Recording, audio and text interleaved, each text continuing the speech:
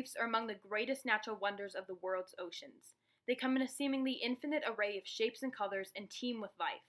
But their beauty is matched by their fragility, and according to recent reports, up to 75% of the world's corals are threatened by human activities.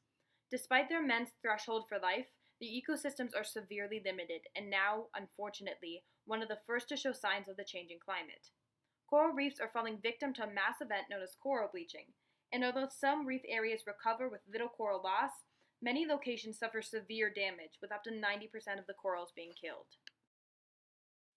Corals are made up of millions of small colonial animals known as polyps. These polyps have a symbiotic relationship with microscopic photosynthetic algae called zoolanthe, which is responsible for the bright colors and is the coral's primary source of food. This pairing creates enormous coral reef ecosystems that are legendary for their productivity and biodiversity. When the symbiotic relationship becomes stressed due to increased ocean temperatures or pollution, the algae leave the coral's tissue.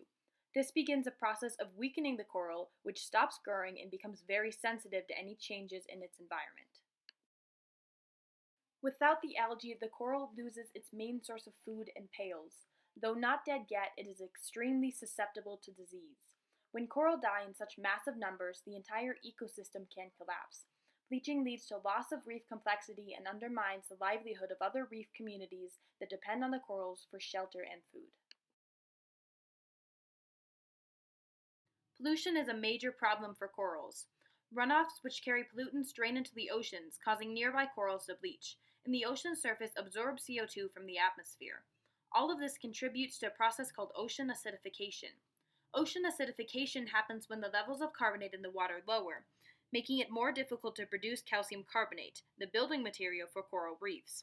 Organisms grow more slowly and their skeletons become less dense. As a result, reef structures are threatened because corals may be unable to build reefs as fast as erosion wears them away. The biggest and most common change, however, is ocean temperature. As our Earth warms, the water does too, and the corals struggle to handle the quick-paced changes in their environment. In addition, corals risk an overexposure to high solar irradiance, which contributes to the bleaching process.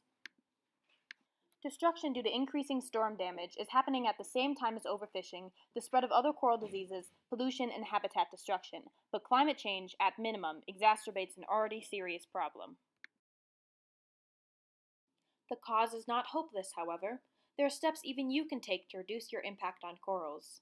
You can reduce your carbon footprint and pay attention to your pollution output. You can dispose of your trash responsibly. You can practice safe and responsible diving techniques. Be respectful to your environment. Spread the word. The more people who know about coral damage, the more we can do to help.